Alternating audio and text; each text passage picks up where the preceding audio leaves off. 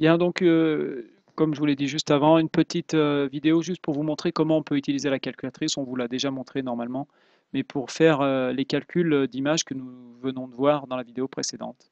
J'ai installé sur mon ordinateur une calculatrice virtuelle qui ressemble à la Casio que vous avez, mais c'est pas tout à fait la même. J'ai pas réussi à trouver la même.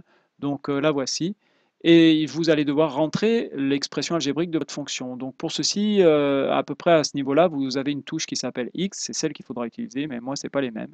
Donc le X, il est en rouge ici, là, donc je dois appuyer sur alpha, je vais mettre X au carré, vous avez la touche carré aussi sur votre calculatrice, moins 2. Voilà, et je vais faire exécute. Vous ne vous occupez pas de la valeur que vous avez là, puisque votre calculatrice aura déjà une valeur de x en mémoire. C'est à vous d'imposer la valeur de x que vous voulez. Donc pour ceci, vous appuyez sur la touche calque et vous choisissez la valeur de x dont vous voulez calculer l'image. Quelle est la valeur de x au départ? Quel est l'antécédent? Si vous voulez lui demander l'image de 0, vous mettez 0, exécute, moins 2, on retrouve bien la valeur qu'on a trouvée par le calcul.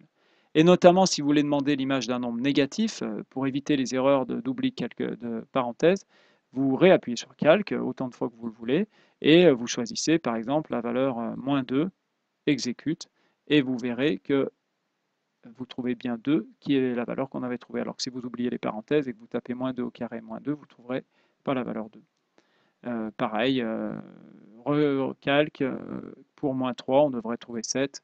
Voilà. Et vous pouvez ainsi compléter un tableau de valeurs avec beaucoup de valeurs très rapidement. Voilà comment utiliser votre calculatrice pour éviter les erreurs. À très bientôt.